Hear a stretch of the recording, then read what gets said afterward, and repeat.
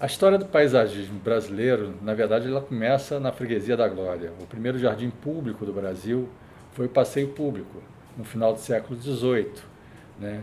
E foi um jardim elaborado pelo arquiteto na época, um jardim de Mestre Valentim, um desenho geométrico, como era comum nos jardins da época, os jardins europeus, que, enfim, como consequência da revolução científica e o domínio do homem sobre a natureza, evidenciava nos seus jardins esse domínio sobre as formas geométricas. Então nós temos aqui o passeio público como um dos primeiros jardins públicos do mundo, porque os jardins europeus eles eram praticamente feitos nas realezas, nas residências das nobrezas e não eram abertos ao público. E o do Brasil tem essa característica e foi exatamente aqui na Freguesia da Glória em que surge esse jardim.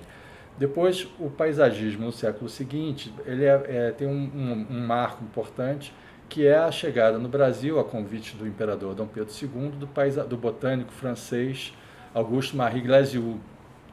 E o Glaziou ele introduz as primeiras árvores, faz os plantios das primeiras árvores na região aqui do Caminho da Glória. Ele traz, enfim, espécies exóticas do vocabulário que se utilizava na Europa, sobretudo os oitis. Então, os oitis que nós temos hoje aqui, a maior parte deles da Rua da Glória, na Rua Santa Amaro, na Rua Santa Amaro e na...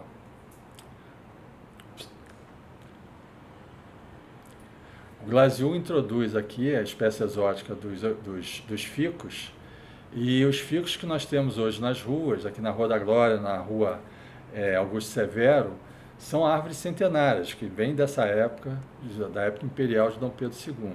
Depois nós temos um segundo, e o Glaziou, quando veio para o Brasil, ele vem, reforma os jardins da Quinta da Boa Vista, ele implanta o Campo de Santana, reforma o projeto do Valentim, do Passeio Público, com esse traçado que hoje nós conhecemos, que é um jardim mais orgânico do que geométrico, isso tudo da época de Glaziou. Logo depois, com a proclamação da República, na época do prefeito Pereira Passos, então tem um novo surto de paisagismo, né, de arborização das vias da cidade, que aí é muito influenciado pelo urbanismo francês, da época do prefeito Barão Haussmann em Paris, e Pereira Passos presenciou em Paris essas reformas e traz essa cultura aqui para o Rio de Janeiro.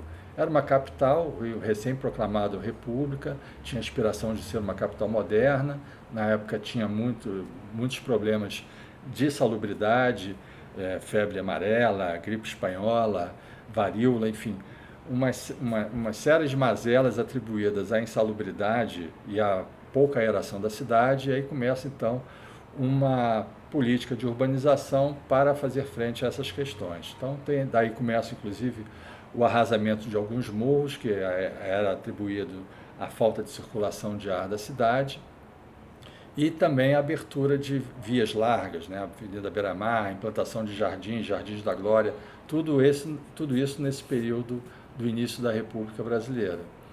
Depois, em 1930, na década de 20, na verdade, você tem a implantação da Praça Paris, também por um francês, o urbanista Alfred Agache, que estava aqui no Rio para desenvolver um plano urbanístico, e projeta essa praça aos moldes do estilo francês, né? E para evidenciar esse estilo francês, ele reproduz alguns elementos dos jardins de Versailles, como o lago, aqueles golfinhos no lago da Praça Paris, e cerca a praça com amendoeiras. Por que amendoeiras? Porque a amendoeira no inverno ela tem uma coloração amarela avermelhada nas suas folhas, que se assemelha muito aos plátanos orientais, que era a árvore utilizada na urbanização de Paris.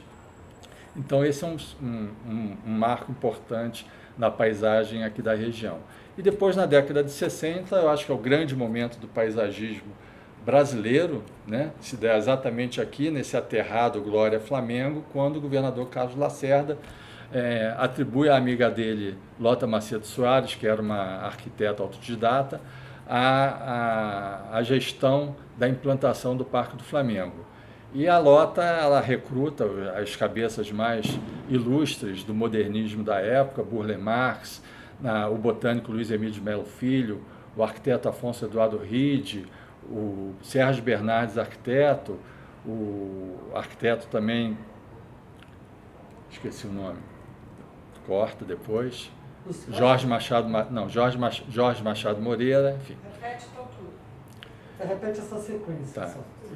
E a Lota Macedo Soares, então, ela recruta as cabeças mais pensantes do modernismo brasileiro que atuavam na composição paisagística, desde o Roberto Burle Marx ao arquiteto Afonso Eduardo Ride, passando pelo arquiteto Jorge Machado Moreira, o Sérgio Bernardes, o botânico Luiz Emílio de Melo Filho, enfim, faz uma grande equipe que implanta esse parque espetacular, e onde o Burle Marx introduz 16 mil árvores nesse espaço.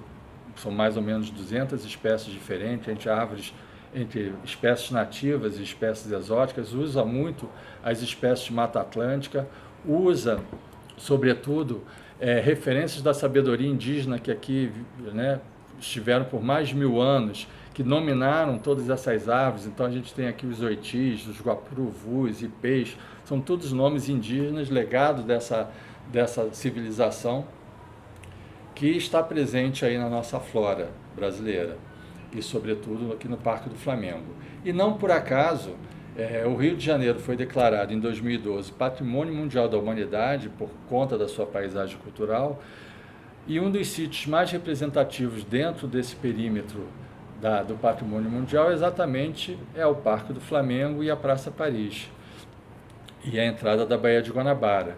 Então, assim, nós temos aqui na Glória um ativo ambiental espetacular, ainda mais em tempos de mudanças climáticas, em tempos de crise ambiental. Esse ativo que nós temos do verde, da paisagem, da sua arborização, a Glória é um dos bairros mais arborizados do Rio de Janeiro, ela precisa ser também preservada e cuidada.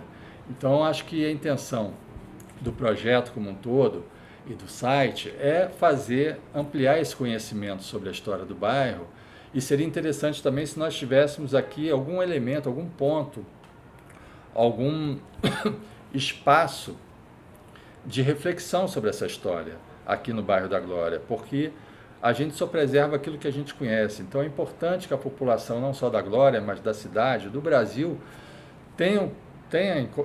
conheça essa história, para que a gente possa, junto com o poder público, cobrar e preservar as belezas e a riqueza de todo esse patrimônio cultural.